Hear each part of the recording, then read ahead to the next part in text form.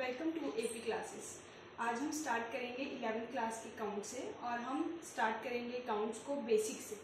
हम जानते हैं कि अगर हमें की बिल्डिंग बनानी होती है तो हमें उसका बेस स्ट्रॉन्ग करना होता है। इसी तरह अगर हमें अपना कॉमर्स में फ्यूचर बनाना है तो हमें उसका बेस है वो स्ट्रॉन्ग करना पड़ेगा। 11th क्लास जो होता है वो एक बेस होता है स्टूडेंट का। तो हम जो स्टार्ट करेंगे सबसे पहले हम characteristics, attributes and process of accounting से करेंगे। अगर आपने ये समझ लिया तो आपको डेफिनेशन भी क्लियर हो जाएगी और आगे आने वाले टॉपिक्स भी थोड़े बहुत क्लियर होने स्टार्ट हो जाएंगे। Characteristics, attributes and process of accounting के स्टेप्स हैं, मैं वो लिख रही हूँ और उसको लर्न करने का आपको वे भी बताऊंगी कि कैसे आपको याद रखना है। तो जो आपका फर्स्ट प्रोसेस है या फर्स्ट एट्रीब्यूट या कैरेक्टरिस्टिक्स में बोलूँ तो वो फर्स्ट फीचर आपका क्या है,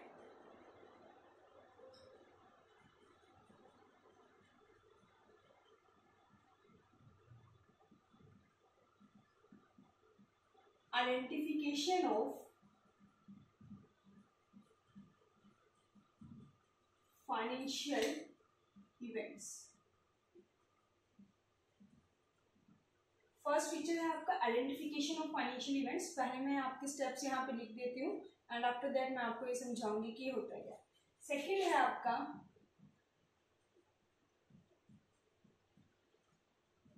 measuring of financial events.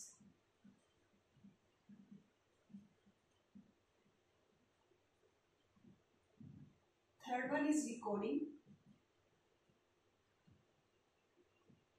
Fourth one is classifying.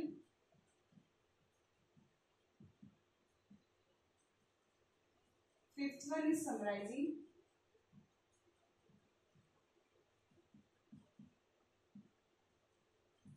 Sixth one is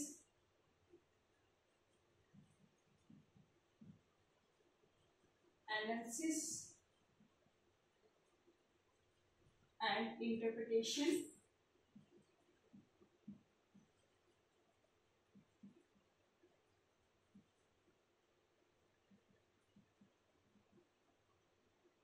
Seventh one is communicating. ये 7 स्टेप्स की आपकी प्रोसेस है। तो फर्स्ट क्या है आपके identification of financial events, second one is measuring of financial events, third one है आपकी रिकॉर्डिंग, फोर्थ है आपकी क्लासिफाइंग, फिफ्थ है समराइजिंग एंड सिक्स्थ है analysis and interpretation, seventh one is communicating. आपकी 7 स्टेप्स है। अगर आप इन स्टेप्स को आप ऐसे नहीं कर सकते कि सेकंड को 1 पे ले आए या 1 को सेकंड पे ले आए, आपको ये सीक्वेंस फॉलो करना पड़ेगा अकाउंट्स में। तो इसको याद करने का एक तरीका है, वो मैं आपको निमोनिक बताती हूँ, निमोनिक से जल्दी लर्न हो जाता है। क्या है,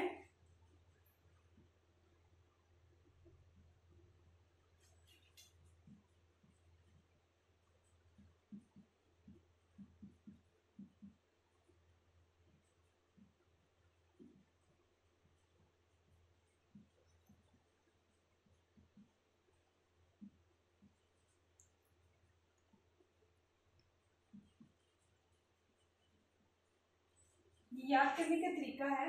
तो सबसे पहले इनके फर्स्ट कैपिटल लेटर हम ले लेंगे, I, this one is M लेंगे इसका R C S A C, इसका है I M R C S A और सी।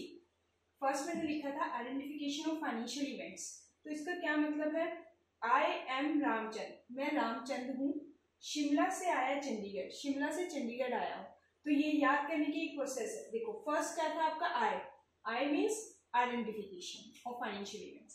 सेकंड क्या है आपका एम, एम का क्या मतलब है, measuring of financial events. Third है आपका राम, राम का आर यानी रिकॉर्डिंग, चंद, चंद में सी का क्या है, क्लासिफाइंग, शिमला, शिमला का एस, समराइजिंग, से आया, आया में A, analysis and interpretation and last one is Chandigarh, Chandigarh का सी मीन्स कम्युनिकेटिंग। ये याद करने का एक तरीका है, I M R C S A C, I am Ramchand, Shimla से आया चंडीगढ़। सो ये अगर आपने निमोनिक याद कर लिया, इट मीन्स आपको ये जो स्टेप्स है सीक्वेंस में याद हो जाएंगे। ठीक है, तो ये आप लिख सकते हैं, ठीक है। और अपना भी कोई निमोनिक बना सकते हैं, जैसा भी आपको अच्छा लगे। तो हम इन्हें स्टेप बाय स्टेप समझेंगे। तो फर्स्ट है, ये आपका निमोनिक था, चाहे तो आप ये नोट कर सकते हो या अपना बना सकते हो, जैसी आपकी इच्छा हो। फर्स्ट है आपका identification of financial events. Identification of financial events का क्या मतलब है, हम जो 11th क्लास का अकाउंट्स हम पढ़ रहे हैं, हम अकाउंट्स जब पढ़ते हैं, हम कुछ भी हम करते हैं तो हम उन्हीं इवेंट्स को लेते हैं जो फाइनेंशियल नेचर के होते हैं। फाइनेंशियल नेचर के क्या मतलब है, जिन्हें आप मनी में मेजर कर सकते हैं। फॉर एग्जांपल मैं ये रफ कर रही हूँ, यहाँ से समझाती हूँ मैं आपको। फॉर एग्जाम्पल मैंने एक बिजनेस स्टार्ट किया,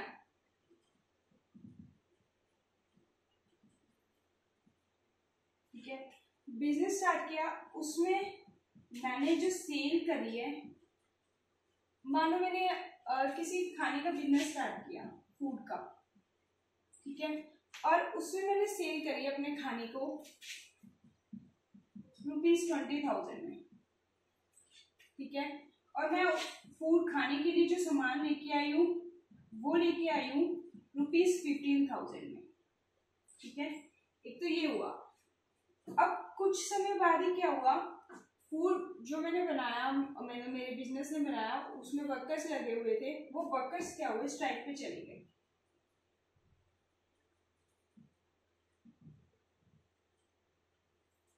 ठीक है। इससे क्या हुआ, वर्कर्स स्ट्राइक पे चले गए, मेरा बिजनेस थोड़े टाइम के लिए बंद हो गया। तो बिजनेस किस में हुआ, लॉस में, ठीक है। सो ये एग्जांपल था। तो मैंने आपको फर्स्ट स्टेप बोला था identification of financial events. Events का मतलब होता है आपकी घटना जो भी हो रही है आपके बिजनेस में, और फाइनेंशियल का क्या मतलब है, जिन्हें आप मनी में मेजर कर सकते हैं। अब जैसे ये बिजनेस है, अब आप मुझे बता सकते हैं इसमें हम किन किन चीजों को मनी में मेजर कर सकते हैं। जैसे मैंने फूड का बिजनेस स्टार्ट किया था, सेल करी मैंने 20,000 की, ओके, मनी में मेजर आप कर सकते हो, 20,000 की सेल करी है। परचेज किया 15,000 का, ये भी आप मनी में मेजर कर सकते हो।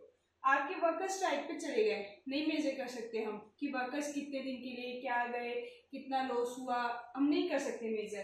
तो ये आपका फाइनेंशियल इवेंट नहीं है तो बिजनेस से रिलेटेड है ये, बट आपका फाइनेंशियल इवेंट्स नहीं है, क्योंकि आप इन्हें मेजर नहीं कर सकते। और रही बात लॉस की, वो आपका लास्ट टाइम पे कैलकुलेट हो सकता है, तो ये भी आपके एक बिजनेस का पार्ट है। तो सबसे पहले क्या है, identification of financial events. It means आपको अकाउंट्स में अपने वही ट्रांजैक्शंस लेनी है, वही इवेंट्स लेने हैं जिन्हें आप मनी में मेजर कर सकते हैं, जिन्हें आप फाइनेंशियल नेचर के होते हैं। तो ये था आपका first step, clear, okay. Second है measuring of financial events. Measuring मतलब होता है कि आपको कैलकुलेट करना है। अब जैसे हमने ये एग्जांपल लिया था यहाँ पे, उसमें ये एग्जांपल में हम मेजर कर सकते थे कि सेल हमारी 20 की है एंड परचेज हमारी 15 की है, बट हम ये नहीं मेजर कर सकते थे कि स्ट्राइक कितने की हुई, क्या हुई, और बिजनेस लॉस भी हम कर सकते हैं, ठीक है। सो आपको वही फाइनेंशियल इवेंट्स लेने हैं जिन्हें आप मेजर कर सकते हैं। सो सेल और परचेज आप मेजर कर सकते हो, तो आप यहाँ पे डाल दोगे अपना, ठीक है। थर्ड स्टेप है आपका रिकॉर्डिंग। अब आपको पता है एक ह्यूमन बीइंग जो होता है वो इतना कुछ नहीं याद रख सकता, उसके पास डेली की सेल परचेज होती है बिजनेसमैन के पास, तो उसके लिए पॉसिबल नहीं हो पाता कि वो डेली टू डेली रिमाइंड कराए, ठीक है। तो वो क्या करता है, इन सब चीजों को याद रखने के लिए एक बुक खोलता है, ठीक है। उस बुक जिसे आप बोलते हैं बुक ऑफ अकाउंट्स,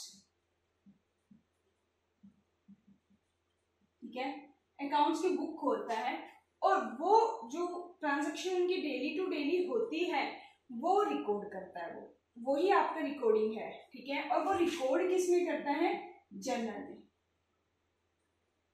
उसे आप जर्नल बोलते हैं। अब बिजनेसमैन बुक्स खोलेगा याद रखने के लिए, उस बुक्स को बुक्स ऑफ अकाउंट्स बोलते हैं, और वो बुक्स ऑफ अकाउंट्स वो जो रिकॉर्ड करेगा जिस बुक्स ऑफ अकाउंट में, उसको बोलते हैं हम जर्नल, क्लियर।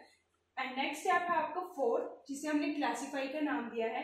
अब ये तो हमने देख लिया है कि बिजनेसमैन अपने ट्रांजैक्शंस को याद करने के लिए जर्नल में रिकॉर्ड करेगा, बट अब हमें पता है कि वो क्या करेगा, सेल हो रही है डेली की, हमारी परचेज हो रही है, मान लो एक बिजनेस जो स्टार्ट हो रहा है वो ओनली कैश बेसिस पे तो होता नहीं है, वो उधार पे भी चलता है, क्रेडिट भी होता है और डेबिट भी होते हैं, उसमें वो उधार लेके भी आता है, ठीक है, तो वो भी होता है।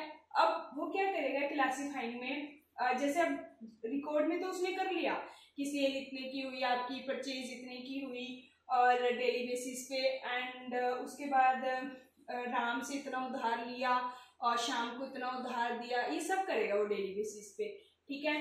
But at the end of the month बोलो या at the end of the year बोलो, तो उसके लिए ये पॉसिबल नहीं हो पाएगा कि वो हर दिन का रिकॉर्ड देखे, ठीक है। तो वो क्या कर देगा, इसको सिंप्लीफाई करने के लिए वो क्या कर देगा, हर एक अकाउंट खोल देगा, जैसे सेल का अलग खोल देगा, परचेज का अलग खोल देगा, शाम का अलग खोल देगा और राम का अलग खोल देगा। इससे क्या होगा, जब उसने at the end of the year accounts अपने देखने होंगे तो वो आराम से देख लेगा कि सेल मेरी इतनी इतने की है, परचेज मेरी इतने की है। तो क्लासिफाइंग में वो यही करेगा। ये बिजनेस में रफ कर रही हूँ अभी एक एग्जाम्पल। वो क्या करेगा, अब जैसे हमने सेल परचेज कर ली, फोर्थ में रिकॉर्ड कर लिया, अब वो क्लासिफाइंग में क्या करेगा, ऐसे अकाउंट्स खोलेगा अपने। ये मैं सिंपल अभी आपको फॉर्मेट बना के बता रही हूँ हल्का सा, नेक्स्ट चैप्टर में हम ये पढ़ेंगे। जैसे वो सेल का खोल देगा इधर, ठीक है, ये परचेज का खोल देगा, ठीक है, और यहाँ पे राम का खोल देगा, यहाँ शाम का खोल देगा। तो वो ऐसे क्लासिफाई कर देगा, ठीक है, ऐसे क्लासिफाई कर देगा, सेल का अलग खोल देगा, परचेज का अलग खोल देगा, राम का अलग खोल देगा, शाम का अलग खोल देगा। उसको फिर इजी हो जाएगा देखना कि मतलब टोटल सेल उसकी कितनी हुई है, टोटल परचेज कितनी हुई है, किसने उसे कितना लिया है, कितना देना है। तो ये आपका आता है क्लासिफाइंग में। और जिस अकाउंट्स में हम क्लासिफाई करते हैं जिस बुक में, उसको आप बोलते हो लेजर। ये होता है आपका 4 स्टार, ठीक है। क्लासिफाइंग किसमें करते हो आप, लेजर में। या आपको क्वेश्चन एमसीक्यूज में पूछा जाता है पेपर में, ये क्लासिफाई किसमें करते हैं, लेजर में करते हैं, रिकॉर्ड किसमें करते हैं, जर्नल में करते हैं। तो आपको ये याद रखना बहुत जरूरी है। नेक्स्ट स्टेप आता है आपका समराइजिंग। अब समराइजिंग, हमने अपने बिजनेसमैन ने एक अपने ट्रांजेक्शन्स को रिकॉर्ड भी कर लिया, ठीक है, उसको थोड़ा सा इजी बनाने के लिए उसने हर एक का अलग अलग अकाउंट भी खोल दिया। बट नेक्स्ट स्टेप में क्या होगा, अब जब at the end of the year आएगा, ठीक है, अब नहीं हमें पता हर मंथ सेल हो रही है हमारी, हमारे लिए मुश्किल हो जाएगा इतने बड़े बड़े फॉर्मेट देखना कि सेल इतनी है, परचेज इतनी है, राम के इतना टोटल आया, शाम का इतना आया, ठीक है, क्योंकि अभी तो ये एक दिन का है तो स्मॉल बनेगा। जब वो पूरे साल का बनाएगा तो ये 2-3 पेजेस का हो जाएगा, उससे भी ज्यादा हो जाएगा। तो उसको थोड़ा सा इजी बनाने के लिए ये समराइजिंग वाला स्टेप आया। इसमें क्या होगा, इसमें जो बिजनेसमैन है, इसमें 3 स्टेप्स होते हैं, पहले मैं आपको ये बता दूं समराइजिंग में। समराइजिंग में पहला स्टेप होता है ट्रायल बैलेंस, ठीक है, सेकंड होता है प्रॉफिट और loss account, and third one होता है आपका फाइनेंशियल स्टेटमेंट्स। इस स्टेप में 3 स्टेप आएंगे। इसमें क्या मतलब हुआ ट्रायल बैलेंस में, पहला है आपका समराइजिंग में ट्रायल बैलेंस। ट्रायल बैलेंस में हम क्या करेंगे, एक फॉर्मेट बनाएंगे, ठीक है, ऐसे करके यहाँ अमाउंट लिखेंगे। जैसे हम 2 अमाउंट्स बनेंगे यहाँ पे 1 और 2, ठीक है, वो आगे हम पढ़ेंगे भी। अब क्या करेंगे हम, जैसे सेल हुई, हमने इस वाले स्टेप में यानी क्लासिफाइंग स्टेप में लेजर में सेल बनाया था, सेल का कुछ लास्ट में टोटल बैलेंस आया होगा वो लिख देंगे हम, ठीक है। ऐसे ही परचेज का लिख देंगे, परचेज का जो भी आया होगा, राम से जो लिया होगा, शाम से जो लिया होगा वो लिख देंगे। ऐसे ही हम सारे टोटल एक जगह लिखते चलेंगे, ठीक है। एंड एट द एंड ये कैलकुलेशन हो जाएगी। आपका ये एक्यूरेसी चेक करने का भी एक बहुत अच्छा तरीका है। अगर तो ये दोनों इक्वल आ गए तो आपने अपनी रिकॉर्डिंग भी सही की है, आपने अपनी क्लासिफाई वाला स्टेप भी सही किया और आपका ट्रायल बैलेंस भी बिल्कुल सही बना है। अगर ये मिसमैच हो गए तो आपने कहीं गलती करी है, या तो रिकॉर्डिंग में हो सकती है, या क्लासिफाई वाले स्टेप में हो सकती है, या ट्रायल बैलेंस में कहीं गलती करी हो सकती है। बहुत अच्छा तरीका है ये चेक करने का, आपकी एक्यूरेसी मेजर करने का कि ये दोनों आपके अगर इक्वल है, इट मीन्स आप स्टार्टिंग से सही करते आ रहे हो, ठीक है। तो ये तो था आपका ट्रायल बैलेंस। उसके बाद है आपका प्रॉफिट और लॉस अकाउंट। अब हमने सब कुछ कर लिया, एक बिजनेसमैन है, उसने अपनी ट्रांजैक्शंस को ये भी देख लिया कौन सी फाइनेंशियल नेचर की है। उसने क्या करा, अपने बुक्स में याद रखने के लिए रिकॉर्ड भी कर लिया, उसको थोड़ा सा इजी बनाने के लिए उसने उसको क्या किया, क्लासिफाई भी कर लिया, अलग अलग उसमें बांट दिया, राम का अलग, शाम का अलग, परचेज का, सेल का। उससे और सिंप्लीफाई करने के लिए उसने उन सबके टोटल बैलेंस एक एक अकाउंट में पोस्ट भी कर दिया और एक्यूरेसी भी मेजर कर ली, ठीक है, कि मैंने सब कुछ सही किया है। अब एक बिजनेस है, खड़ा हुआ है, ऑब्वियसली किसके लिए हुआ है, प्रॉफिट के लिए हुआ है, ठीक है। तो अब एक बिजनेसमैन को क्या पता करना है कि उसे बिजनेस में क्या हो रहा है, प्रॉफिट हो रहा है या फिर लॉस हो रहा है। वो आपको पता लगता है प्रॉफिट और लॉस अकाउंट से। अब ये भी पता लग गया प्रॉफिट और लॉस। अब बिजनेसमैन ये देखेगा कि उसके हाथ में एक्यूरेट कितना अमाउंट आया है, वो आपको पता लगता है फाइनेंशियल स्टेटमेंट से, कि यानी उसको एसेट्स हटा के लायबिलिटीज उसने सब पे कर दी, सब कुछ दे दिया, बाहर वालों का भी दे दिया, अब उसके हाथ में क्या बचा है, अब उसके बिजनेस की कैसी पोजीशन है, वो पता लगती है फाइनेंशियल स्टेटमेंट से। यही आपका पूरी अकाउंट्स की बुक्स में यही चलता है। पहले आप रिकॉर्ड करना सीखते हो, फिर क्लासिफाई करना सीखते हो, फिर समराइज करना सीखते हो, इसके आपके अलग अलग चैप्टर्स डिवाइड हो जाते हैं, उसके बाद आता है 6 और 7 स्टेप। आई होप आपको ये सब स्टेप्स क्लियर हुए होंगे, और अगर थोड़े बहुत भी अगर नहीं हुए हैं तो उसमें कोई दिक्कत वाली बात नहीं है। नेक्स्ट चैप्टर्स हमारे यही है, ठीक है, और यही आपका बेस होता है आगे जब भी आप आगे कंटिन्यू करोगे कॉमर्स में। अब सब कुछ कर लिया, अब 6 स्टेप में है एनालिसिस एंड इंटरप्रिटेशन।